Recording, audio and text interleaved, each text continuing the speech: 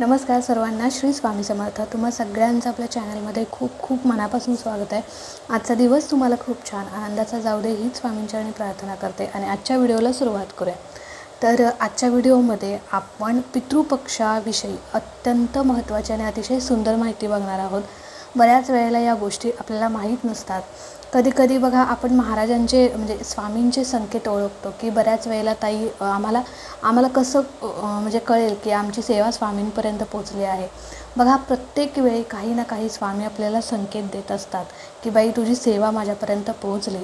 मग जसं की दिव्यात फूल तयार होणं किंवा घरी अचानक कोणीतरी पाहुणे येणं, घरामध्ये एक विशेष प्रकारचा सुगंध दरवळत राहणं, अचानक घरावरती एखादा पक्षी प्राणी येणं, असे म्हणजे बरेच संकेत आपल्याला स्वामी देत असतात. पण हे संकेत ओळखणं देखील तेवढं आपलं भाग्यात असावं लागतं.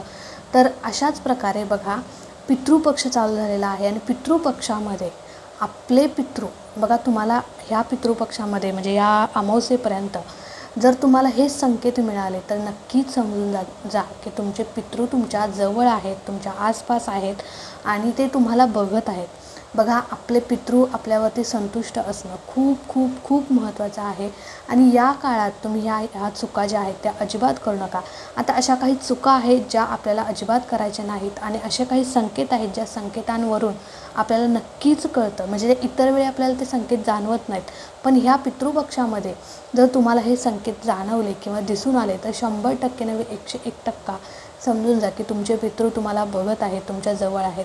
तर बघा, सगळ्यात पहिले म्हणजे पितरांची सेवा करायची असते आपल्याला या 15 दिवसात.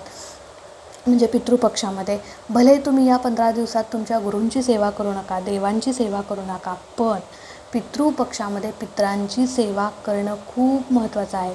भले 5 मिनटं तुम्ही सेवा करा, त्यांचं स्मरण करा, त्यांच्या आठवणीत काढा किंवा त्यांच्याविषयी चांगलं बोला. 5 मिनटं तरी तुमच्या हातून आपल्या पितरांची सेवा घडलीच पाहिजे.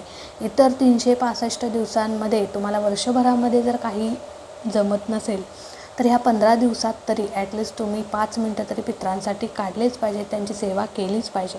त्यांचा आशीर्वाद आपल्याला पाठीशी हवा असेल, त्यांचं म्हणतो ना की पितरांच्या हातामध्ये बऱ्याच गोष्टी असतात आपल्या आयुष्यातल्या, विवाह, नोकरी, पैसा, कर्जबाजारीपणा. जर अशा गोष्टी तुमच्या सोबत घडत असतील, प्रॉब्लेम घडत असतील तर नक्कीच तुम्हाला पितृदोष असतो आणि पितृदोष घालवायचा असेल तर पितरांची सेवा करणं खूप गरजेचं आहे.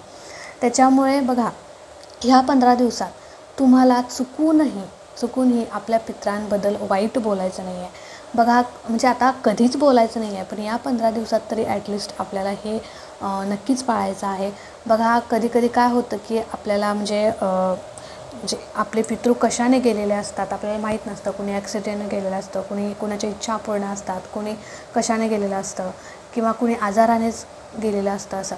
त्यामुळे म्हणजे आपले पितृ कोणत्या आजाराने गेलेले आहेत, कशाने वारलेले आहेत हे आपल्याला माहीत नसतं.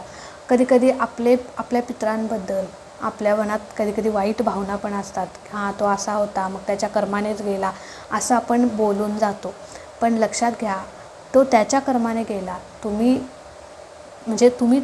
ते पाप तुमच्या माथ्यावरती घेऊ नका तसं बोलून.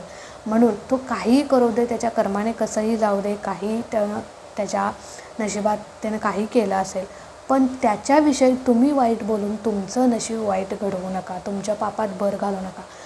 उलट तुम्ही जर त्यांच्याबद्दल वाईट बोला तर त्याचे दोषच तुम्हाला लागणार आहेत. असं काही मोठं चांगलं घडणार नाही आहे. त्याच्यामुळे या 15 दिवसात तुम्हाला चुकूनही तुमच्या पितरांबद्दल, मग तुमचे पितृ कसेही असो, आधीच्या काळात तुमच्यासोबत कसेही वागलेले असो, आपण त्यांच्याबद्दल चांगलाच विचार करायचा आहे. त्यामुळे या 15 दिवसात तुम्हाला तुमच्या पितरांबद्दल चांगलंच बोलायचं आहे.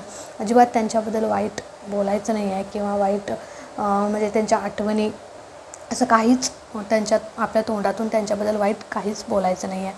तर ही झाली पहिली गोष्ट. आता ज्या दिवशी बघा आपल्या घरामध्ये श्राद्धतिथी असते त्यावेळी अजिबात म्हणजे चुकूनही आपल्याला त्यांच्याबद्दल म्हणजे आत्ता जसं म्हणलं की म्हणतो ना की त्यांच्या स्मरणार्थ जे काही आपल्याला चांगलं करता येईल ते सगळं आपल्याला करायचं आहे. दानधर्म करायचा आहे. पितरांच्या स्मरणार्थ दान केलेलं कधीही वाया जात नाही, लक्षात घ्या. त्याचं खूप मोठं पुण्य आपल्याला मिळतं. म्हणून इतर वेळी जर तुम्हाला जमत नसेल तर तुम्हाला ज्या दिवशी तुमच्या पितरांचं श्राद्ध आहे, मग कुणाचं षष्टीला असतं, सप्तमीला असतं, असं ज्या दिवशी या 15 दिवसात तुमच्या पितरांचे श्राद्ध आहे त्या दिवशी थोडं कविना दान करा, गरिबाला दान करा. तर अशा प्रकारे तुम्हाला ही एक गोष्ट पाळायची आहे. त्याचबरोबर आता अजून बऱ्याच काही गोष्टी आहेत. म्हणजे त्या दिवशी मांसाहार करू नये. खरं तर या 15 दिवसात करू नये असं म्हटलं जातं मांसाहार, पण प्रत्येक गोष्ट आपण पाळतो असं नाही. तर मांसाहार देखील तुम्ही कमीत कमी करण्याचा प्रयत्न करा. तर त्याबद्दल आता ह्या झाल्या काही गोष्टी. तर ते आता असे काही संकेत आहेत, जे संकेत जर आपल्याला मिळाले तर समजून जा की तुमचे पितृ तुम्हाला बघतायत, तुमच्या आसपास आहेत. त्यातली पहिली गोष्ट म्हणजे कावळा दिसणे. बघा, रोज जर तुमच्या घरावरती किंवा घराजवळ आसपास कावळा जर दिसत असेल किंवा येत असेल तर नक्कीच तुमचे पितृ तुम्हाला बघत आहेत आणि ते तुमच्या घरामध्ये येत आहेत किंवा त्यांचं लक्ष तुमच्यावरती आहे आणि त्यांची एक अपेक्षा आहे की माझा वंश किंवा माझे हे कुटुंब माझं किती आठवण काढतं, माझी किती सेवा करतं,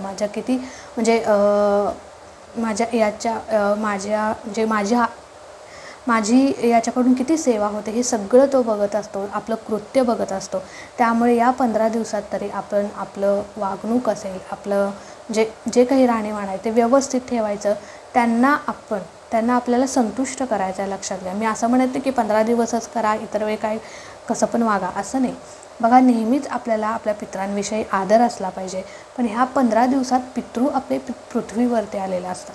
त्याच्यामुळे जर तुम्हाला या 15 दिवसामध्ये आणि पितरांमध्ये म्हणजे पितृलोकांमध्ये कावळ्याला अतिशय खूप अनन्यसाधारण महत्त्व आहे, अनन्य. त्याच्यामुळे जर ह्या 15 दिवसात तुमच्या घराजवळ आसपास तुम्हाला कावळा दिसला तर नक्कीच तुमचे पितृ तुम्हाला बघत आहेत. हा खूप मोठा संकेत आहे. त्याच्यानंतर आता समजा एखादा कावळा येतोय, रोज येतोय, काव करतोय, तर काय करायचं? बघा, काही नाही करायचं. फक्त तुम्हाला एखादी चपाती असेल किंवा तुमच्या घरामध्ये आता मी परवा सांगितलं की 12च्या आत किंवा 12 वाजेपर्यंत तुम्हाला रोज तुमच्या छतावरती दही भात साखर असं एक थोडंसं तरी रोज या 15 दिवसात ठेवायचं आहे. जर ते ठेवत नसाल तर तुम्ही आजपासून, आता हा व्हिडिओ बघितला आजपासून ठेवा. आणि जर कावळा दिसला तर त्याला नमस्कार करा, कारण ते आपले पितृ आहेत. लक्षात घ्या, भले ते आता सध्या म्हणजे आपल्यात हयात नाहीत, पण त्यांच्या कावळ्याच्या रूपात ते आपल्याला बघतायत, आपल्यासोबत संवाद साधतायत. तो बघा, कावळा कधी गप्प बसत नाही, काव काव काव काव काय तर करतच असतो. त्याच्यामुळे जर कावळा दिसला तर त्याला नमस्कार करा, त्याला काहीतरी खायला द्या. तिथं जिथे तो बसला आहे म्हणजे झाडावरती नाही, छतावरती असेल, गच्चीवरती असेल, घरापाशी येऊन उभारलेला असेल तर त्याला थोडं काहीतरी वाटेतून खायला द्या. म्हणजे चपाती असेल, दही भात असेल, काहीतरी. त्याच्यानंतर हा झाला पहिला संकेत. दुसरा संकेत म्हणजे मुंग्या. बघा, मुंग्या आपल्या घरामध्ये, आता मुंग्या काही नेहमीच आपल्या घरामध्ये येत असतात, पण ह्या पितृपक्षामध्ये जर सतत तुमच्या घरामध्ये मुंग्या येत असतील किंवा एखाद्या कोपऱ्यामध्ये सतत मुंग्या उठत असतील किंवा लाल मुंग्या असो, काळ्या मुंग्या, कोणत्याही मुंग्या जर तुमच्या घरामध्ये सतत होत असतील तर नक्कीच हा सुद्धा खूप मोठा संकेत आहे की तुमचे जे काही पितृ आहेत ते खूप म्हणजे तुमच्या आसपास आहेत, ते तुम्हाला बघतायत. आणि आपल्याला एक घाणेरडी काय सवय असते की मुंग्या दिसल्या की चला त्यांना मारून टाका. तर असं अजिबात करू नका. खूप मोठा दोष तुम्ही लावून घेताय स्वतःला. मुंग्या आहेत, आपल्याला त्या त्रास देतात, मान्य. लाल मुंग्या चावतात, तर म्हणजे बघितलं तरी लाल मुंग्यांना आपल्या अंगावरती काटा येतो. पण बघा, त्या मुंग्या जर दिसल्या कुठे कोपऱ्यात एका, तर तुम्ही त्यांना थोडीशी साखर टाका किंवा पीठ असतं ना आपलं, गव्हाचं असेल, जुंधळ्याचं, ते पीठ टाका, तुम्ही साखर टाका. त्या बघा खातील आणि तिथून निघून जातील. नाहीतर आपल्याला काय सवय असते की चला मुंग्यांचा खडू घ्या, पावडर घ्या आणि त्यांना मारून टाका. हे पूर्णपणे चुकीचं आहे. ॲटलिस्ट या 15 दिवसात तरी ही चूक तुम्ही करू नका. त्याच्यानंतरची तिसरी गोष्ट म्हणजे पितृ तुमच्या स्वप्नात येणं. म्हणजे आता सतत ह्या 15 दिवसात जर तुमच्या स्वप्नामध्ये तुमचे गेलेले मृत व्यक्ती तुमच्या स्वप्नात येत असतील तर हा खूप मोठा संकेत आहे की पितृ तुमच्याकडून काहीतरी अपेक्षा करतायत, तुमच्या सेवेची अपेक्षा करतायत. बघा, ह्या 15 दिवसात तुम्ही तळमळीनं सांगते, अजूनही तुम्ही चालू केलं नसेल तर 5 मिनटं रोज पितृस्तुती स्तोत्र नक्की वाचा तुमच्या पितरांच्या स्मरणार्थ. खूप प्रभावशाली सेवा आहे, अतिशय प्रभावशाली. नक्की वाचा. याचा डिटेल व्हिडिओ आपल्या चॅनलवरती आहे, तुम्ही नक्की बघा आणि तशी सेवा करा. काही जास्त वेळ लागत नाही, फक्त 5 मिनटं लागतात, फक्त 5 मिनटं. तर पितृ स्वप्नात येणंसुद्धा हा खूप मोठा संकेत आहे आणि इतर वेळी आपल्याला कधी येत नाहीत, पण ह्या 15 दिवसात जर सतत तुमच्या स्वप्नामध्ये पितृ येत असतील, गेलेले व्यक्ती येत असेल, तर नक्कीच हा खूप मोठा संकेत आहे की त्यांच्या म्हणजे सेवा तुमच्या हातून घडू दे. आणि रोज तुम्हाला या 15 दिवसात पितरांचं स्मरण करायचं आहे, त्यांची स्तुती करायची आहे. म्हणजे हे पितरांनो, आपल्याला प्रार्थना त्यांना करायची आहे की हे पितरांनो, माझ्याकडून जे काही याआधी तुमची सेवा करायची राहून गेलेली आहे त्याबद्दल मला माफ करा आणि जे काही दोष आहेत ते निघून जाऊ दे. तुमचा आशीर्वाद माझ्या पाठीशी राहू दे, कुटुंबाच्या पाठीशी राहू दे, कुटुंबाची भरभराट होऊ दे. तुमचा आशीर्वाद आमच्या पाठीशी असणं खूप महत्त्वाचं आहे. असे आपल्याला जे काही चांगलं बोलता येईल ते सगळं आपल्याला त्यांना प्रार्थना करायची आहे आणि रोज त्यांचं स्मरण करायचं आहे. भले तुम्हाला पितृस्तुती स्तोत्र वाचायला जमत नाही ना, तर तुम्ही एक 11 वेळा किंवा 16 वेळा मंत्र जो आहे, ओम पितृदेवताय नमः, ओम पितृदेवताय नमः, ओम पितृदेवताय नमः, हा मंत्र जरी तुम्ही 5 मिनटं बसून किंवा एक 16 वेळा, 11 वेळा, 108 वेळा जरी जपलात तरी खूप मोठी सेवा आहे, लक्षात घ्या. म्हणून काहीच नाही ना जमलं तर ही गोष्ट तरी नक्की करा. आणि पहिल्या ज्या काही चुका सांगितल्या त्या अजिबात करू नका या 15 दिवसात. आणि नंतर जे काही संकेत सांगितले, हे संकेत जर तुम्हाला मिळत असतील तर नक्कीच तुमचे पितृ तुमच्या जवळ आहे ते समजून जा. तर चला, आजचा व्हिडिओ इथेच एंड करते. आवडला असेल तर नक्कीच लाईक करा, शेअर करा. चॅनलवरती नवीन असाल तर चॅनलला सबस्क्राईब नक्की करा. भेटूया अशाच एका नवीन व्हिडिओसोबत, नवीन सेवेसोबत. तोपर्यंत खुश राहा, आनंदी राहा. सगळ्यात महत्त्वाचं स्वामींची सेवा आणि पितरांची सेवासुद्धा करत राहा. श्री स्वामी समर्थ.